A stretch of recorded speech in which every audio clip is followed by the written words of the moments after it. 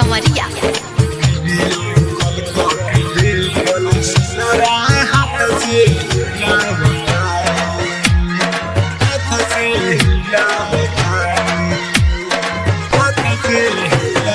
DJ Karan Sundarpur Nepal. Angika recording studio Bettiah road Misrauli चौक।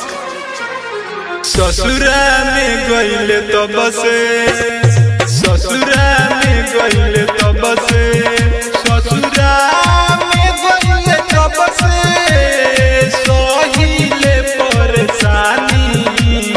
Video call करके देखल सिलवा, वीडियो कॉल करके देखल सिलवा, हाथ से हिलावतानी। वीडियो कॉल करके देखल सिलवा, हाथ से हिलावतानी।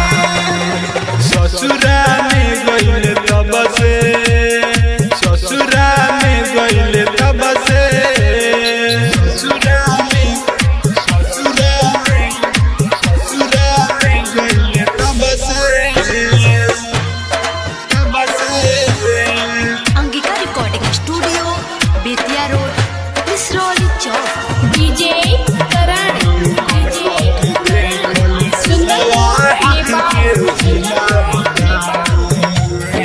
हाथ से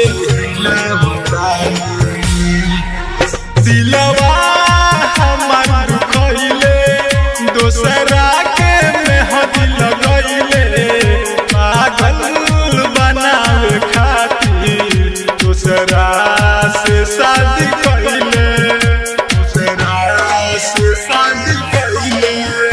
दिलवा हमार दुखइले, दोसरा के मेहंदी लगइले, पागल बनावे खातिर दोसरा से शादी कइले। पियवा संगे जाके काटो तरते जानी। वीडियो कॉल करके देखल सिलवा, वीडियो कॉल करके देखल सिलवा, हाथ से हिलावतानी। वीडियो कॉल करके देखल सिलवा, हाथ से हिलावतानी।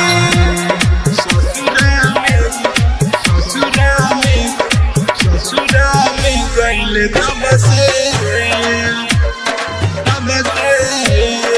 Angika recording studio Bettiah road Misrauli. DJ Karan Sundarpur Nepal. हाथ से हिलावतानी। रोइले दिन राती हमरा के ते भुलैले, राइटर हिमांशु राजा के दिलवा के ते दुखैले,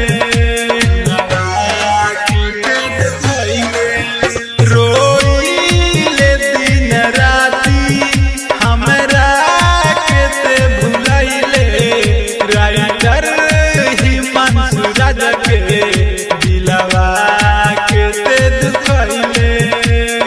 कहे प्यार विनोद खत्म भइल कहानी। वीडियो कॉल करके देखल सिलवा, वीडियो कॉल करके देखल सिलवा, हाथ से हिलावतानी।